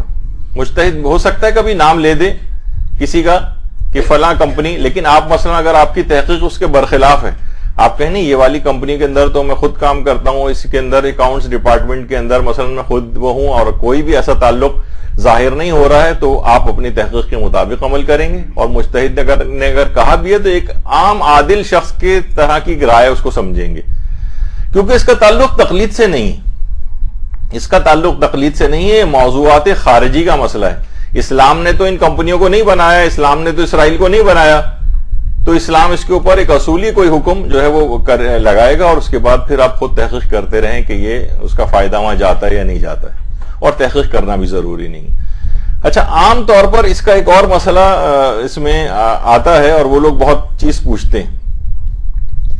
ایک تو مثلا لوگ ابھی خیر اس کا بھی آئے گا، لیکن جو ابھی بتانے مثلا کہ کون سی پروڈکٹ جو بازار کے اندر مل رہی ہے اس کے اندر سور کے اجزاء شامل ہیں۔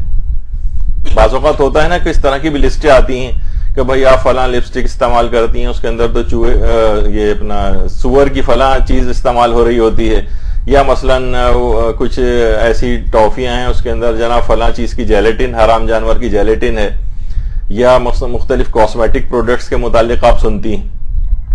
تو اگر صرف سنی سنائی بات ہے، حالت شک والی بات ہے، تو بعض اوقات لوگ کہتے ہیں کہ ہم نے سنا ہے کہ مثلا آیت اللہ سیستانی نے فلاں پروڈکٹ کو جو ہے حرام قرار دیا ہے کیونکہ اس کے اندر سور کے اجزاء ہوتے ہیں، تو مجتہد کبھی اس طرح سے نام لے گا ہی نہیں، کیونکہ یہ موضوعات خارجی کا مسئلہ ہے، یہ آپ کو خود سے تحقیق کرنی ہے، اور تحقیق کرنی بھی واجب نہیں ہے۔ آپ نے سنی سنائی بات ہے، آپ انگریڈینٹس پڑھ بھی سکتی ہیں اس کی، لیکن تب بھی آپ پر واجب نہیں ہے کہ اس کے انگریڈینٹس پڑھیں باقاعدہ، جسم پر اگر استعمال کرنے کے لحاظ سے، کھانے کے لحاظ سے ایک الگ مسئلہ بعض اوقات ہو جاتا ہے، وہ میں بھی فی الحال اس کو نہیں ڈسکس کر رہا، لیکن جسم کے اوپر لگانے کے اعتبار سے مختلف کریمز آتی ہیں، کاسمیٹک پروڈکٹس آتی ہیں، لپسٹکس آتی ہیں، بہت سے لوگ مثلا اس کو بھی کہتے ہیں کہ جناب فلاں جو ٹوتھ پیسٹ وغیرہ استعمال ہو رہا ہے اس کے اندر بھی فلاں جانور کی جو ہے وہ چیز استعمال ہو رہی ہے، اس طرح کی بہت ساری چیزیں ہیں۔ تو اس میں آپ کو خود تحقیق کرنی ہے، اور خود تحقیق کرنا بھی واجب نہیں ہے، اور مجتہد کے نام سے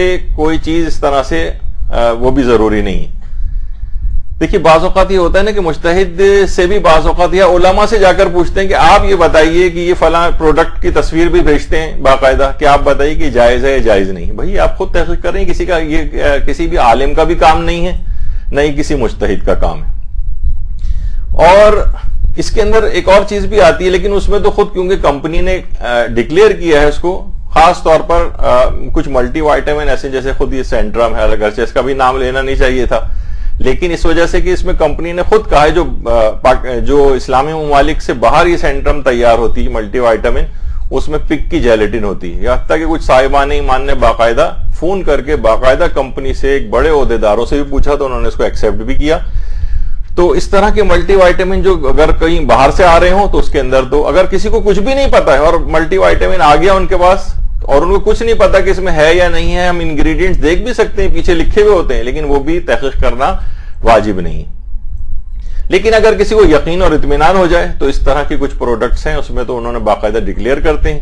لیکن یہ ہوتا ہے کہ جو عام طور پر اس کمپنی کی جو مختلف برانچز اسلامی ممالک میں ہیں وہاں پر ان کے انگریڈینٹس میں یہ پگ وغیرہ کی جیلیٹن ان ملٹی وائٹامن میں عام طور پر نہیں دیکھی جاتی لکھی ہوئی, تو اس لحاظ سے وہاں کی تو کھا سکتے ہیں.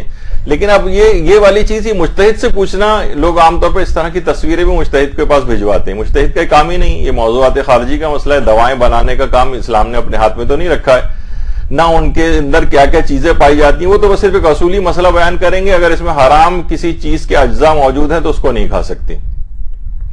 جیسے کہ عام طور پر مچھلی کے کیپسولز وغیرہ ہوتے ہیں مچھلی کے تیل کے, تو اس کے اندر بھی یہی والا مسئلہ ہوتا ہے کہ آپ کو خود تحقیق کرنی ہے. لوگ عام طور پر جو فش آئلز وغیرہ کے کیپسولز آتے ہیں اس کی بھی تصویریں مجتہدین کو بھجواتے ہیں کہ آپ دیکھ کے بتائیے کہ ہمارے لیے یہ چیز کھانا جائز ہے یا جائز نہیں. وہاں سے پھر وہی جواب آتا ہے کہ تحقیق آپ خود کریں گے, اگر چھلکے والی مچھلی کے کیپسول ہیں تو آپ کے لیے کھانا جائز ہے, اور اگر بغیر چھلکے کی ہے تو کھانا جائز نہیں.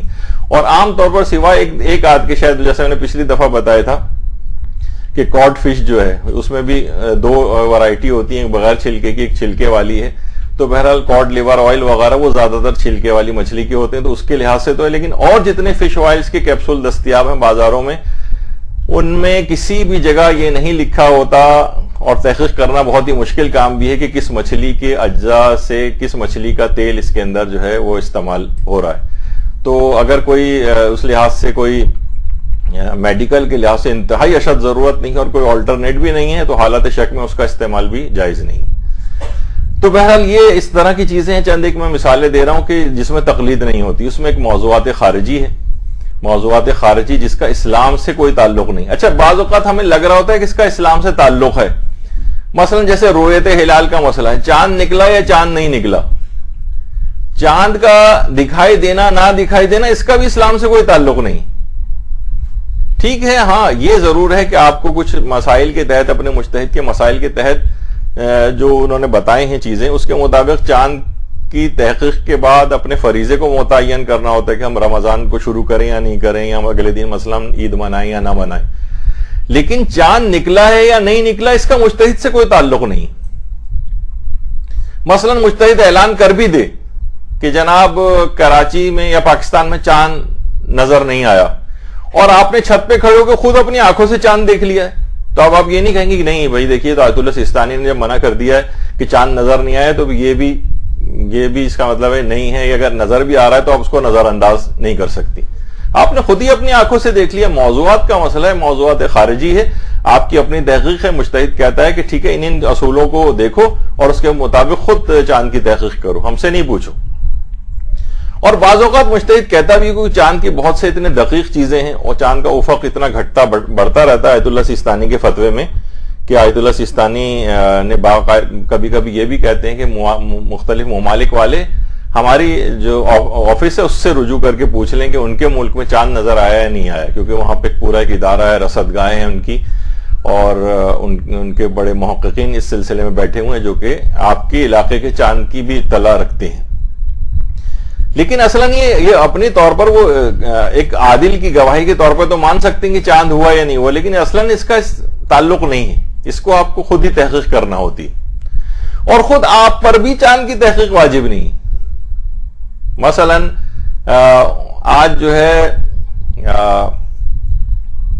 30 شعبان ہے یا مثلا پہلی رمضان ہے اور آپ نے غروب سے پہلے اپنے کھڑکی دروازے بند کر لیے, موبائل فون سوئچ آف کر کے رکھ دیا, سب لوگوں سے تعلق منقطع کر لیا, ٹی وی بند کر لیا, بالکل آپ کو اجازت ہے.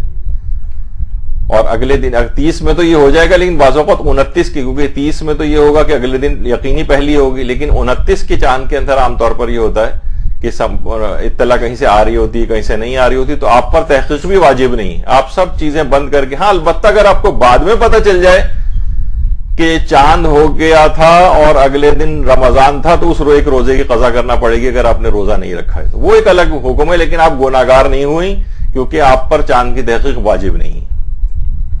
اگرچہ اس میں بہت سی چیزیں بڑی دقیق ہیں اور بعض اوقات بڑی دلچسپ بھی ہوتی ہیں, تو یہ ایک دماغ میں رہے.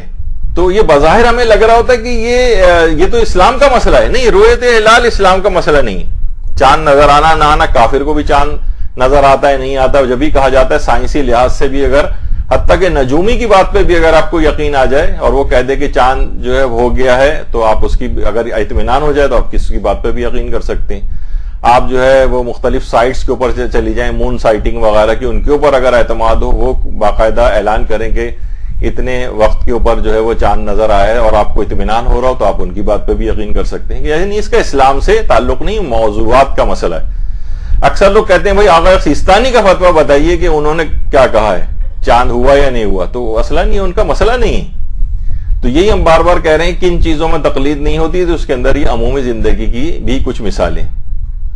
اچھا, بہت سے لوگ کیا کرتے ہیں, وہی میں نے کہا, یا تو تصویر بھیجیں گے, یا جیسے کہ اکثر ایئرپورٹ کے اوپر حاجی حضرات جب جا رہے ہوتے ہیں تو کوئی اپنا احرام دھلوا کر آیا ہوتا ہے, کوئی کسی نے دھوبی کو دیے ہوتے ہیں. اب اس کے اندر مثلا سرف وغیرہ سے یا کسی واشنگ پاؤڈر سے دھویا اور اس میں خوشبو آ رہی ہے, تو لوگ اپنے احرام کو لا کے مولانا کی ناک کے اوپر آ کر لگا رہے ہوتے ہیں, سونگ کے بتائیے کہ اس میں خوشبو تو نہیں آ رہی ہے. بھائی مولانا کیا بتائیں گے, آپ کی اپنی بھی ماشاءاللہ ناک ہے, آپ خود بھی سونگ سکتی ہیں چیزیں کہ خوشبو اس کو کہیں گے یا نہیں کہیں گے. اور تو یہ موضوعات کا مسئلہ ہے, نہ یہ مولانا بتائیں گے اور نہ ہی مجتہد بتائے گا, یہ تو آپ کو خود طے کرنا ہے کہ اس میں خوشبو آ رہی ہے یا نہیں آ رہی. اس کا اسلام سے تعلق نہیں. اچھا, اب اس میں ایک اور مسئلہ خواتین کے اعتبار سے آتا ہے, وہ ہے مثلا کون مہندی کا یا کیمیکل والی مہندی کا مسئلہ. اچھا, کیمیکل والی مہندی یا کون مہندی عام طور پر خواتین جو لگاتی ہیں, اس کا مسئلہ اتنا پوچھتی ہیں روزانہ کی بنیاد پہ. میرے خیال ہے مدرسے کے بعد 4-5 دفعہ تو کم سے کم یہ والا مسئلہ روز کی بنیاد پہ آتا ہے. اچھا, یہ بھی موضوعات کا مسئلہ ہے, یعنی مجتہد کے پاس بھی یہ والے مسئلے جاتے ہیں, تو کبھی زیادہ تر تو مجتہد جو ہے وہ نا اصولی مسئلہ بیان کرتا ہے. اصولی مسئلہ مثلا کوئی پوچھ رہا ہے کہ آج کل بازار میں کیمیکل والی مہندی ملتی ہے, اس کو لگانے میں وضو اور غسل کا کیا حکم ہے, اور وہ مہندی ایسی ہوتی ہے کہ جب اترتی ہے تو چھلکے اس کے ساتھ ساتھ اترتے ہیں, تو اس سے وضو ہو جاتا ہے یا نہیں, اور اس قسم کی مہندی لگانے میں کوئی حرج تو نہیں ہے. یہ مجتہدین آقا سیستانی کو بھیجا گیا مثلا سوال, تو وہاں سے وہی اصولی جواب آتا ہے کہ اگر احتمال دارد امکان اس بات کا موجود ہے کہ مان رسیدہ نے آپ باشد, یعنی یہ پانی پہنچنے میں رکاوٹ ہے, باید برطرف شود, تو لازم ہے کہ اس کو ہٹایا جائے. اچھا, اب مسئلہ یہ ہے کہ آپ تو یہی تو کہتی ہیں کہ اس کو ہٹانا ہی تو بہت مشکل ہے, اور ہٹاتے ہیں تو نیچے سے ایک اور چیز نکل رہی ہوتی ہے, وہ بھی مہندی, گویا مہندی کی لیئرز اتر رہی ہیں, تو یہ تو رکاوٹ ہوئی. تو مجتہد نے اصولی مسئلہ بیان کیا کہ اگر احتمال ہے اس کا کہ یہ پانی پہنچنے میں رکاوٹ ہے تو اس کو ہٹائیے. مجتہد اب ساری اقسام جا کے ڈسکس نہیں کرے گا, اور کبھی مجتہد اپنی رائے دے دے گا. کبھی یہی چیز سوال پوچھا جاتا ہے کہ کیا یہ جائز ہے کیمیکل والی مہندی لگانا, اور اس میں وضو ہو جاتا ہے یا نہیں, تو وہاں سے جواب یہی آتا ہے کہ اس کے اندر کوئی حرج نہیں ہے اور پانی پہنچنے میں بھی رکاوٹ نہیں. کبھی وہ اپنی رائے دے دیتا ہے مجتہد, یعنی مجتہد رائے بھی دے سکتا ہے اور اصولی مسئلہ بھی بیان کر سکتا ہے. اچھا, اب میں اس لحاظ سے آپ کا یہ والا مسئلہ حل ہی کر دوں, ایک لحاظ سے اگر آپ کو بھی اس پہ اطمینان ہو جائے. اطمینان نہیں ہو رہا ہے تو پھر مجتہد مثلا انہوں نے یہ کہا کہ اگر امکان ہے کہ آپ کو اس بات پر اطمینان نہیں ہو رہا ہے, آپ کہہ رہی نہیں کیمیکل والی مہندی کی جو لیئرز ہیں یہ وہی مہندی کی لیئرز اتر رہی ہیں, تو پھر آپ کا وظیفہ شرعی یہ ہے کہ آپ وضوء جبیرہ بھی کریں اور تیمم جبیرہ بھی کریں. تیمم جبیرہ یوں کہا میں نے کہ خود اعضائے تیمم ہی کے اوپر وہ جبیرہ آ گیا ہے. جبیرہ یعنی سمجھے ایک لحاظ سے وہ رکاوٹ, وہ چیز جس کو آپ رکاوٹ سمجھ رہی ہیں, جو پانی پہنچنے میں رکاوٹ ہے. وضو جبیرہ ہوگا یعنی اسی کے اوپر آپ کس طرح سے وضو کریں گے, اس کے احکام ہیں کچھ. اور تیمم میں جبیرہ بھی ہوگا یعنی تیمم بھی آپ کو کرنا پڑے گا, لیکن کیونکہ اعضائے وضو ہی کے اوپر, اعضائے تیمم کے اوپر ہی کیونکہ وہ رکاوٹ آئی ہوئی ہے, اس لحاظ سے تیمم میں جبیرہ بھی ہوگا. اچھا, لیکن یہ تو مشکل والا مسئلہ ہے جن کو اطمینان نہیں ہو رہا ہے. دیکھیے ایک چیز اور بتا دوں میں میڈیکل کے لحاظ سے, کہ جو آپ کی اوپری کھال ہے اس سے لے کر ہڈی تک سمجھے ٹیشوز کی تقریباً یہ 7 لیئرز ہوتی ہیں. اور اس میں یہ کھال جو آپ کی اوپری کھال ایک لحاظ سے جس کو ایپیڈرمس ہماری زبان میں کہتے ہیں, خود اس کی اپنی 5 لیئرز ہیں. تو اصلاً یہ جو ہوتا ہے جب کیمیکل والی مہندی آپ لگاتی ہیں اور وہ بعد میں اترتی ہے, وہ کھال کی لیئر اترتی, ٹھیک ہے, وہ رنگ نیچے تک جو ہے اس کے گیا ہوا ہے. پھر اس کے بعد نئی جو لیئر ہوتی ہے اس کے اوپر بھی وہ رنگ آیا ہوا ہوتا ہے اس کی. اصلاً وہ مہندی کا رنگ تو کبھی بھی رکاوٹ نہیں ہوتا ہے, چاہے وہ خضاب والا رنگ ہو. لوگ اکثر کہتے ہیں کہ خضاب والا رنگ لگ جاتا ہے یا بالوں پر یا کھال کے اوپر, وہ بھی رکاوٹ نہیں ہے. عام طور پر جو عام انک پین ہوتا ہے اس کی, وہ اگر کھال کے اوپر لگ جائے وہ بھی رکاوٹ نہیں ہوتا. یعنی رنگ کبھی بھی رکاوٹ نہیں ہے جب تک کہ کوئی تھکنس اس کے اندر نہ آ جائے. جیسے بال پوائنٹ کا کوئی ایسا نشان جو ایک بہت موٹا سا ہوتا ہے اور اس جگہ پانی اس کے اوپر سے گزر جائے گا, کھال کے نیچے بھی نہیں پہنچنے دے گا, اس کو تو ہٹانا پڑتا ہے. لیکن عام طور پر بال پوائنٹ کا مثلا نشان ہاتھ کے اوپر لگا ہوا ہے تو وہ بھی پانی پہنچنے سے رکاوٹ نہیں. تو یہ جو لیئرز اتر رہی ہیں وہ اسکن کی لیئرز ہیں, وہ اصلاً اس کی لیئرز نہیں ہیں مہندی کی.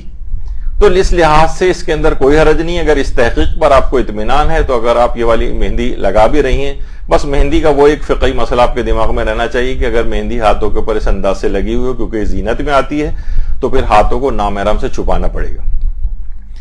نہ اب وہ کسی بھی ذریعے چھپا, ہم یہ نہیں کہہ رہے کہ مہندی لگانا حرام ہے. ہاں اگر اس کو لگا کے لازمی ہاتھ نہیں چھپائے جا رہے ہیں اور نامحرم کے سامنے آ رہا ہے تو وہ تو تب تو حرام ہوگا. لیکن اصلاً مہندی لگانا حرام نہیں ہوگا, بلکہ ہاتھوں کو زینت والے ہاتھوں کو نامحرم کے سامنے ظاہر کرنا وہ حرام ہوگا. ہاتھ کو آپ چادر کے اندر رکھیں, گلوز پہنیں, چھپائیں, کچھ بھی کریں تو بہرحال یہ پردے کے لحاظ سے مسئلہ ہے. لیکن وضو اور غسل کے اعتبار سے کوئی مسئلہ نہیں. تو مجتہدین کے پاس اگر آپ یہ بار بار جو سوال جاتے ہیں, علماء کے پاس جاتے ہیں, یہ اصلاً موضوعات کا مسئلہ ہے. یہ تقلیدی مسئلہ ہی نہیں ہے کہ وہ اپنی رائے دے گا بھی تو اس کی اپنی ایک رائے سمجھی جائے گی. کبھی وہ رائے دے دیتا ہے کہ نہیں رکاوٹ نہیں ہے, اور کبھی وہ رائے نہیں دیتا اور ایک عام اصولی مسئلہ بیان کر دیتا ہے کہ تحقیق آپ خود کریں کہ پانی پہنچنے میں رکاوٹ ہے یا نہیں. پھر وہ جو جاننے والے ہیں اس فیلڈ کے, مثلا کسی آپ ڈاکٹر سے پوچھ لیں کہ کوئی اور جو کہ اسکن سے ریلیٹڈ ہے, تو وہ آپ کو بتائے گا کہ نہیں یہ کھال کی لیئرز اتر رہی ہیں, یہ خود اس مہندی کی لیئرز نہیں. تو کھال کی اگر لیئر اتر رہی ہے تو اور اس پہ صرف اس کا رنگ اور سٹین اگر آیا ہوا ہے, ہاں یہ ضرور ہے کہ عام طور پر جو اس طرح سے بہت ریپڈلی جو کھال کے اوپر ایکٹ کرنے والی چیزیں, ابھی حال ہی میں 1-2 کیسز ہمارے پاس بھی آئے کہ وہ کیمیکل ریئیکشن بہت زبردست ہوا اور بہت سی اس کے اندر کارسینوجینک بھی ہیں, کینسر پروڈیوسنگ وغیرہ بھی ہو جاتے ہیں بعض اوقات یہ چیزیں, کہ اتنی جو ریپڈلی رنگ اپنا چھوڑنے والی چیزیں کھال کے اوپر یہ اسکن کے لیے نقصان دہ بھی ہیں. تو ہم کوشش کریں کہ وہ پرانی جمیلہ مہندی وغیرہ اسی کی طرف جائیے, اس کو چھوڑیے کیمیکل والی چیزوں کو, تو جس کے اندر نقصانات بھی ہوتے ہیں اس طرح سے. تو خیر, تو یہ کبھی اسلام اس لحاظ سے چیز بتا رہا ہوتا ہے تو یہ ہو گیا موضوعات خارجی. تو ان 4 چیزوں کے اندر تقلید نہیں, اصول دین کے اندر تقلید نہیں ہے.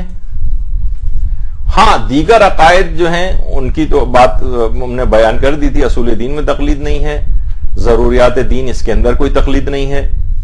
تیسری چیز تھی یقینیات اور بدیہات, اس میں کوئی تقلید نہیں ہے. اور چوتھی چیز ہے موضوعات خارجی, اس میں بھی تقلید کے لحاظ سے ماننا واجب نہیں ہے. ہاں مجتہد اپنی رائے دے دے اور رائے پہ آپ کو اطمینان ہو تو ایک عادل کی حیثیت سے اس کی بات کو مانا جا سکتا ہے. ہاں تو اب بہت سے نوجوان ہم دیکھتے ہیں عام طور پر وہ کہتے ہیں کہ جناب نہیں یہ تو اصول دین کے اندر ہر چیز کو دلیل سے حاصل ہونا چاہیے, اور اگر دلیل سے کوئی حاصل نہ کرے اور یہ واجب ہے تو وہ تو کافر ہو جاتا ہے اور جیسے دائرہ اسلام سے نکل جائے گا، وہ ہم پچھلی دفعہ بیان کر چکے ہیں۔ تو اصول دین کو ازرو دلیل حاصل کرنا تو ضروری ہے، لیکن وہ پچھلی مرتبہ آ گیا تھا کہ اگر کسی کو دل سے یقین اور اطمینان ہے اور اعتقاد اصول دین کے اوپر ہے اور اس کے پاس اگر دلیل بالفرض نہیں بھی ہے تو زیادہ ہم نے یہی کہا تھا کہ بہت ہوا تو وہ ایک دلیل حاصل نہ کرنے کا ایک تاریخ ہوگا، ایک لحاظ سے چلیں اگر ہم اس کو گناہگار بھی سمجھ لیں تب بھی، لیکن اس کے باوجود وہ مسلمان رہے گا، مومن رہے گا، تمام احکامات اسلامی اس پر ایک عام مومن اور مسلمان کے لحاظ سے جاری رہیں گے۔ اس کے علاوہ اصول دین کے علاوہ جتنے اور عقائد ہیں، اور ان اصول دین کے بہت سے ضمنی عقائد بھی ہیں، مثلا امامت کو تو دیکھیے ماننا واجب ہے، لیکن مثلا ضمنی عقائد کیا ہیں؟ جس طرح پچھلے دنوں ٹی وی کے اوپر ایک بحث چل پڑی تھی کہ مثلا مولا علی دیگر انبیاء سے، رسول اللہ کے علاوہ دیگر انبیاء سے افضل ہیں یا نہیں، ایک بحث چل پڑی تھی۔ اب یہ ایسا موضوع ہے کہ اس میں آپ ٹھیک ہے کہ اس کے اندر بھی تقلید نہیں ہوتی ہے، لیکن اس میں علماء متباہرین یا علماء شیعہ جو ہیں ہمارے بزرگ مجتہدین، ان کے نظریات کو بھی آپ مان سکتی ہیں۔ تو علماء نے اس سلسلے میں یہی کہا کہ دیگر عقائد حقہ میں علماء متباہرین اور مراجع کی بات جو ہے وہ مانی جائے، وہ زیادہ ان کا مطالعہ ہوتا ہے ہر چیز کے اندر، تو زیادہ اطمینان بھی انہی کی بات پہ ہوگا بنسبت کسی فیس بک کی نام نہاد اسکالر یا اس طرح سے کوئی بھی سوشل میڈیا کے اوپر کوئی نوجوان جو ہے اپنی تحقیقات پیش کر رہا ہو، تو ان کی طرف جانے کے بجائے آپ یہ تمام علماء جو کہ ان سب چیزوں کی بہتر انداز سے ان دلیلوں کو سمجھتے ہیں اور کہیں زیادہ آگاہ ہیں تمام افراد سے، انہی کی بات ان عقائد کے اندر مانی جائے۔ تو ان نوجوانوں کے ساتھ بھی عام طور پر ہم یہ دیکھتے ہیں کہ کچھ ظاہر ہے کہ کچھ ایک ایسے پلیٹ فارم ہے کہ ہر شخص اپنی چیز کو جو ہے وہ حتمی بنا کر پیش کر رہا ہوتا ہے۔ کچھ سافٹ ویئرز ان کے ہاتھ مثلا لگ جاتے ہیں نوجوانوں کے، چند ایرانی سائٹس وغیرہ ان کے ہاتھ لگ جاتی ہیں، اپنی پسند کی کچھ چیزیں نکال کے وہ اپنی تحقیقات پیش کر رہے ہوتے ہیں، اور زیادہ تر آپ دیکھیں گے پہچان یہ ہوتی ہے کہ جو بھی فضائل اہل بیت والی چیز ہوتی ہے اس کے اندر یہ چیز کوئی سقم نکال کے کہ یہ حدیث ضعیف ہے یا حدیث جو ہے یہ قابل قبول نہیں ہے یا عقل اس کو تسلیم نہیں کر رہی ہے، ان کا زیادہ تر حملہ فضائل اہل بیت کی چیزوں پر ہوتا ہے۔ اور اس سے اچھا اس میں اگر بالکل ہی افراط و تفریط اس مسئلے میں بھی ہے، یا تو ہر شخص ہر وقت جو ہے اپنے ہاتھ میں رجال اور کتابیں یہ سب لے کر بیٹھا ہوا ہے کہ فضائل اہل بیت کو کسی طریقے سے ضعیف ثابت کیا جائے، اور کچھ ایسے ہیں کہ جو کہ ہمیشہ الوہیت کے مقام تک ہی اہل بیت کو پہنچانے کی فکر میں رہتے ہیں۔ تو دونوں طرف کی ایکسٹریمز یہاں پر پائی جاتی ہیں، تو آپ کو خود دیکھنا پڑے گا۔ یہ بھی موضوعات کا مسئلہ ہے کہ آپ خود دیکھیں کہ ان کے اندر کون شخص جو ہے کس انداز سے دین کا فائدہ پہنچا رہا ہے یا نقصان پہنچا رہا ہے۔ تو ان سب افراد کو چھوڑ کر صرف مجتہدین اور علماء متباہرین جو ڈوبے ہوئے ہیں ان تمام علوم کے اندر، جو بہت بزرگ علماء ہیں، ان کی بات مانیں اور اس کے علاوہ ان افراد کی باتوں کی طرف توجہ نہ کریں۔ برحمتك يا ارحم الراحمين وصلى الله على محمد وآله الطاهرين۔